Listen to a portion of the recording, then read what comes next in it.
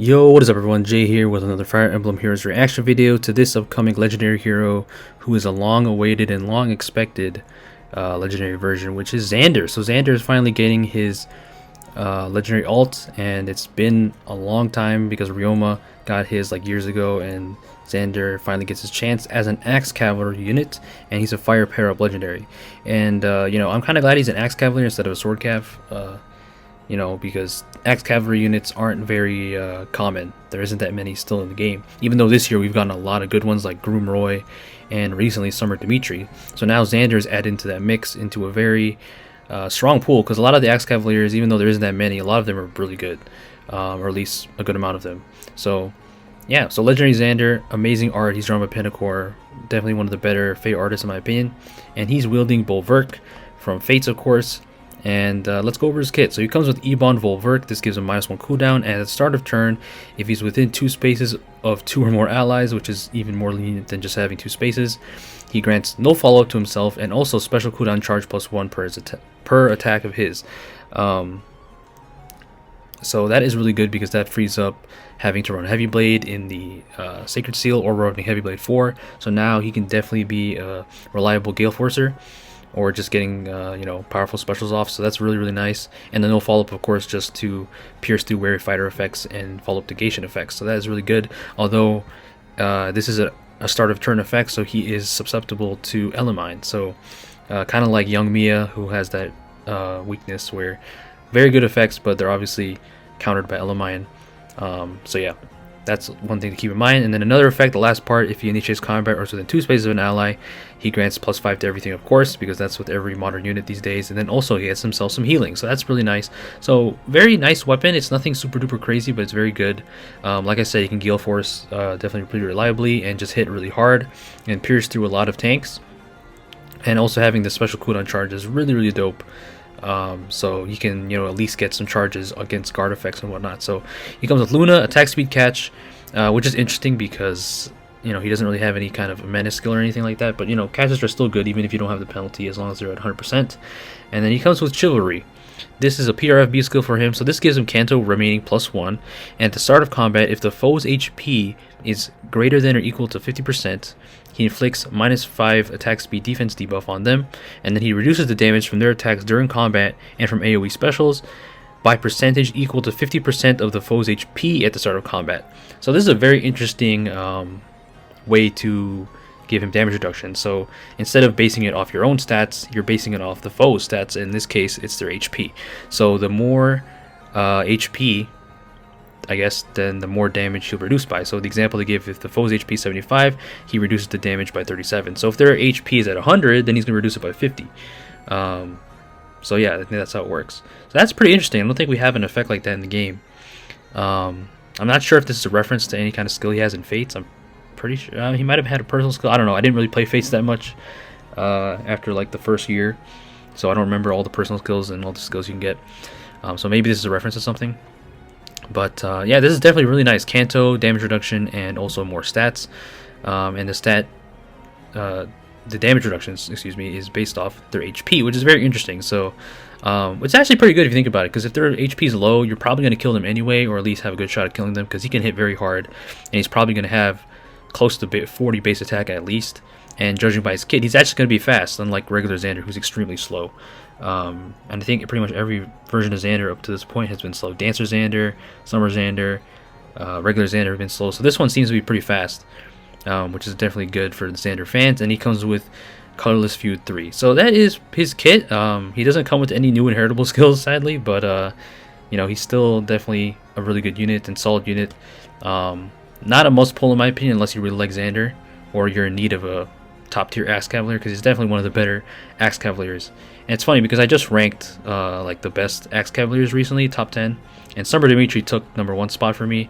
Now Xander, I gotta think if he's #1 or at least #2 up there with Summer Dimitri, because they both have PRFB skills, they both hit really hard, they both have like one has the Brave effect, one has no follow-up, so they're definitely really good. I think Xander's definitely top 3 at least in terms of the Axe Cavalry pool. So yeah, that is Legendary Xander, definitely a really solid unit. And let's go over the rest of the units on the banner. So we have Legendary Leaf, who, you know, isn't as good as he used to be, but he's still pretty good. We have Lif, we had Leaf and Lif back to back. Lif is not that great. He definitely needs a remix, but he's still better than like Sothis, I would say, in terms of mythics. Then we have Freja, who's, you know, pretty decent still, is all right. Regan, who's really, really good. I love using Regan in Astro Season. Legendary Sigurd, who's, of course, still one of the best units in the game. And Note, who's also one of the best units in the game. Uller, who's an amazing unit. We have, this is going way too fast for me. Uller, Atri, yeah, I was trying to think of her name, the little gremlin. Neem, who's, I think this is her first rerun since her Binding Blade banner. I could be wrong, but she comes with the Vulture Tome for the colorless tome units. August, who's a very niche healer, but he can be pretty decent. And then Ascended Ishtar. So this banner, let's just go over the colors, I guess. So green, you have Xander, you have Atri, and you have Freja, which is actually a pretty good pool. Freja has good fodder. She has Solo 4 and Pulse Smoke. Even though you can argue Pulse Smoke isn't that great anymore, it's still actually pretty good in like summer duels now because everybody pre-charges stuff with dual Chrom. Oh my gosh, I hate finding dual Chrom. I just recently reached 2000 summer duels favor level, and the amount of dual Chroms I had to face, good lord. Oh, I hate fighting that guy. But yeah, Pulse Smoke is definitely good in that mode to just stop those kind of pre-charged cheese. And then Atri, who's one of the best flying mages in the game, having Kanto and hitting really, really hard and also having damage reduction with her beast skill. And then Xander, of course, who is definitely one of the best Axe Cavaliers, like I said, top 3, top 2 at least. I'd say, would I say he's better than Groomroy? I don't know, because Groomroy still has the dual skill. It's kind of hard to rank units sometimes because you have to, at least for me, I try to account everything that they have as a unit. So, I don't know. Xander definitely top 3. Groomroy, I'd say the top 3 Axe Cavaliers right now are Groomroy, Legendary Xander, and Summer Dimitri. So yeah, Legendary Xander here is definitely really good, and Green Pool is pretty decent. So I'd say it's probably the best color, one of the best colors here.